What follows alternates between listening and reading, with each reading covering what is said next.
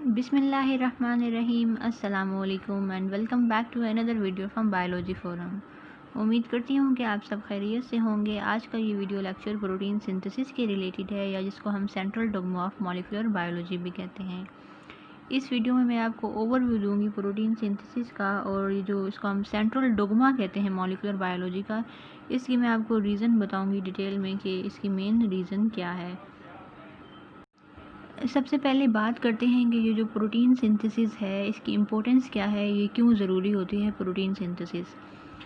जैसा कि हमें पता है कि जितनी भी जेनेटिक इन्फॉर्मेशन होती है या किसी भी ऑर्गेनिज्म ने जो एक्टिविटी परफॉर्म करनी होती है, उसकी जो भी इन्फॉर्मेशन होगी वो डीएनए में स्टोर होती है, यानी कि जेनेटिक मटेरियल में वो स्टोर होती है। लेकिन अब होता क्या है कि जो डीएनए से ये इन्फॉर्मेशन होती है ना, ये ज़रूरी होता है कि ये किसी और फॉर्म में कन्वर्ट हो जो प्रॉपरली फंक्शन परफॉर्म कर सके, क्योंकि डीएनए जो है वो बजाते खुद काम नहीं करता होता, वो सिर्फ एक मास्टर है जो जो पूरी बॉडी या सेल के ऊपर उस रूल कर रहा होता है। सही, वो सिर्फ न्यूक्लियस के अंदर होता है और वहाँ से एक्टिविटी को कंट्रोल कर रहा होता है। डीएनए से ये जो इन्फॉर्मेशन होती है ये प्रोटीन्स में कन्वर्ट होती है, और जो प्रोटीन्स होती हैं वो सारी जितनी भी फंक्शनिंग होगी उसको परफॉर्म करेंगे। तो डीएनए का फंक्शन क्या होगा कि डीएनए बेसिकली एक मैसेंजर प्रोवाइड करेगा जो जाएगा और जितने भी डीएनए के टास्क होंगे उनको जाके करेगा। अब जो ये वाला मैसेंजर होता है ना, ये mostly in the form of RNA होता है। ठीक, आरएनए में वो इन्फॉर्मेशन होगी जो डीएनए में इनकोडेड होती है। आरएनए जो होगा वो न्यूक्लियस से फिर जाता है साइटोसोल में, सही, और वहाँ पे उसकी ट्रांसलेशन होती है इनटू प्रोटीन प्रोडक्ट्स। फिर जो प्रोटीन्स होती हैं वो सारा फंक्शन परफॉर्म करेंगी, इसीलिए प्रोटीन्स को हमारी बॉडी का फंक्शनल यूनिट भी कहा जाता है। वो एग्जैक्टली वही फंक्शंस परफॉर्म करेंगे जो डीएनए में लिखे हुए होते हैं। अब जो प्रोटीन सिंथेसिस का ये पूरा प्रोसेस होता है इसको हम दो स्टेजेस में कन्वर्ट करते हैं। पहला है ट्रांसक्रिप्शन और दूसरा है ट्रांसलेशन। ट्रांसक्रिप्शन क्या होती है, जब जो डीएनए है ये कन्वर्ट होगा आरएनए में, सही, इस प्रोसेस को कहा जाता है ट्रांसक्रिप्शन। और जब ये वाला आरएनए है ये प्रोटीन में कन्वर्ट हो जाएगा, इस प्रोसेस को कहा जाता है ट्रांसलेशन। और कुछ ऑर्गेनिजम्स में कभी कभी ऐसे भी होता है कि ये जो ट्रांसक्रिप्शन है ना, आरएनए से बनता है वहाँ पे डीएनए, सही। नॉर्मली तो ये हो रहा है ना कि डीएनए से आरएनए बन रहा है, तो इसको ट्रांसक्रिप्शन कहते हैं। लेकिन कुछ सेल्स में आरएनए से डीएनए बनता है, इसको हम रिवर्स ट्रांसक्रिप्शन कहते होते हैं, और ये mostly in the case of RNA viruses होता है। इसके बारे में मैं एक वीडियो बनाऊंगी सेपरेट से, और फिर आपको इसकी समझ आ जाएगी। फ़िलहाल ये हमारा टॉपिक नहीं है, हमारा टॉपिक है ट्रांसक्रिप्शन और ट्रांसलेशन।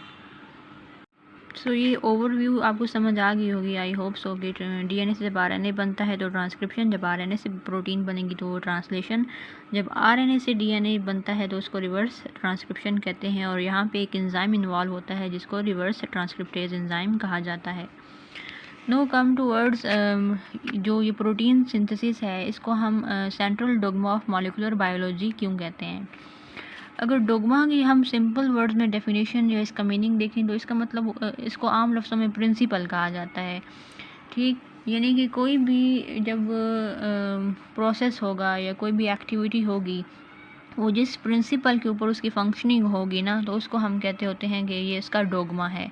और मॉलिक्यूलर बायोलॉजी यानी कि हम जब किसी भी प्रोसेस को मॉलिक्यूलर लेवल पे जाके स्टडी करते हैं तो उसको मॉलिक्यूलर बायोलॉजी कहा जाता है।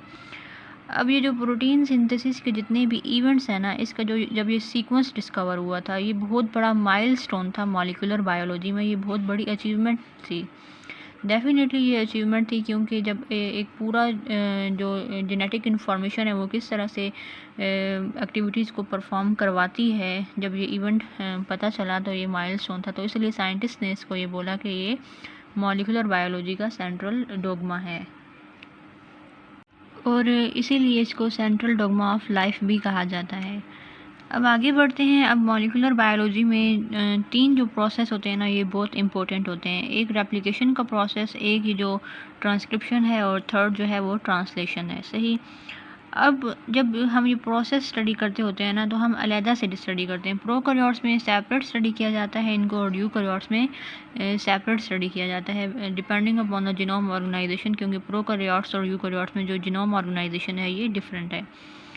अब जो दोनों सेल्स हैं, प्रोकैरियोटिक एंड यूकैरियोटिक सेल्स, उनमें जो ट्रांसलेशन और रेप्लिकेशन का प्रोसेस है ना, ये तकरीबन सिमिलर है, लेकिन जो ट्रांसक्रिप्शन का प्रोसेस है ये इन दोनों में डिफरेंट है, और यही वजह है कि जो यूकैरियोट्स में ट्रांसक्रिप्शन होती है वो कॉम्प्लेक्स होती है।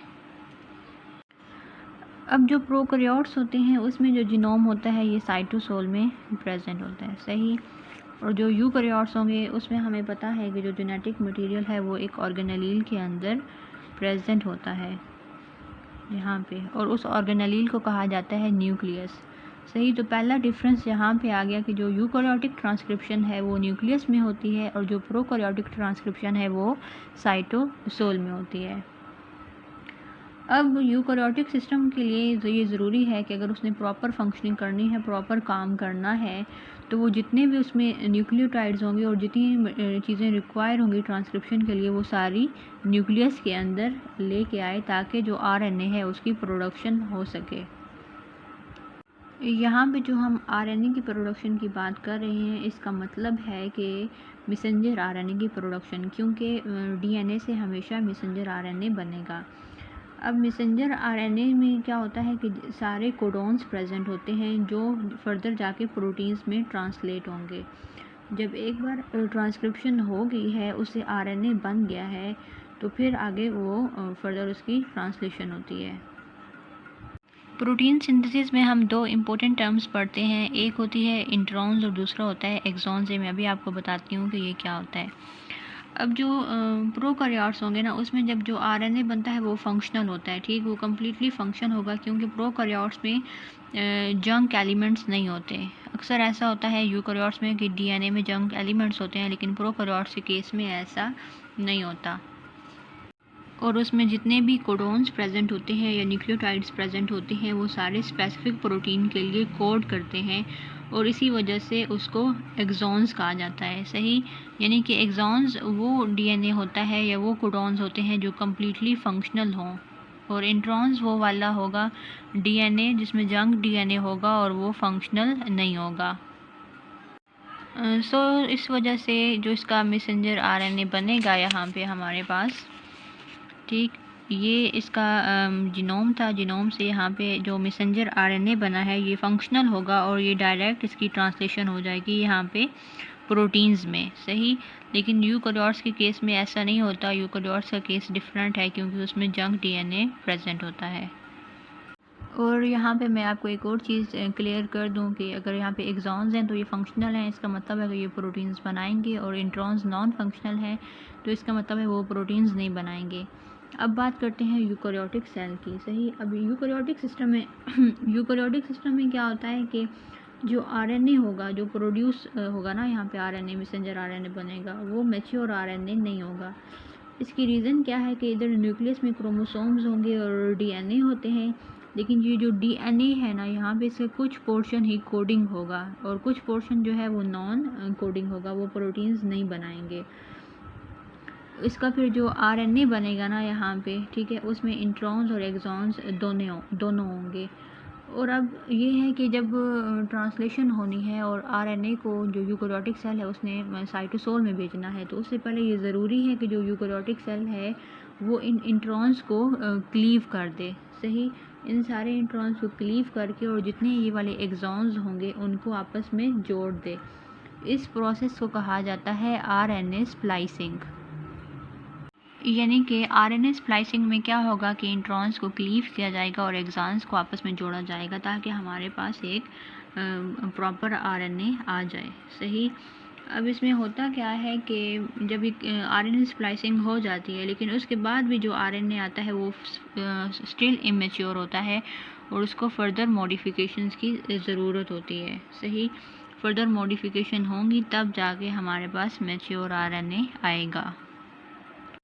आरएनए स्प्लाइसिंग के बाद जो आरएनए बनता है ना, वो फर्दर एक प्रोसेस के थ्रू गुजरेगा, ठीक। उसमें होता क्या है कि उसको कहा जाता है 5 प्राइम कैपिंग और पॉली एडिनाइलेशन यानी कि 5 प्राइम पे एक इसको कैप कहा जाता है। यहाँ पे गोवानीन प्रेजेंट होता है और वो भी मोस्टली मॉडिफाइड गोवानीन प्रेजेंट होती है। और ये यहाँ पे है पॉली ए टेल सही 3 प्राइम एंड पे होगी और इस वाले को पॉली एडिनाइलेशन कहा जाएगा। जब ये तीनों प्रोसेस हो जाएंगे उसके बाद जो डीएनए आएगा वो मैच्योर होगा और वो फिर न्यूक्लियस से जाता है साइटोसोल में, जहाँ पे उसकी ट्रांसलेशन हो जाती है इनटू प्रोटीन्स सही।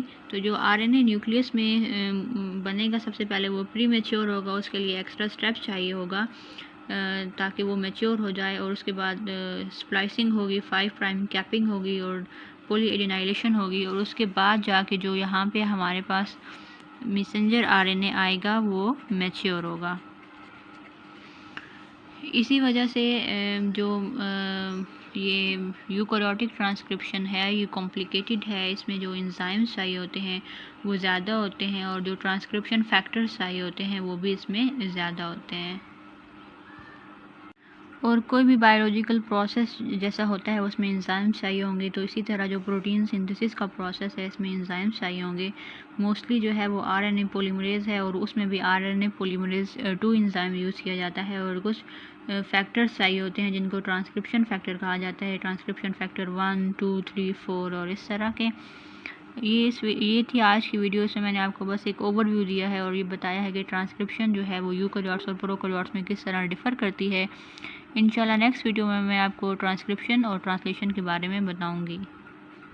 वीडियो पसंद आए तो इसको लाइक ज़रूर करें और मेरे चैनल को सब्सक्राइब करें और बेल आइकॉन को प्रेस कर दें ताकि मेरे हर आने वाली वीडियो आप तक पहुंचती रहे। अल्लाह हाफिज़।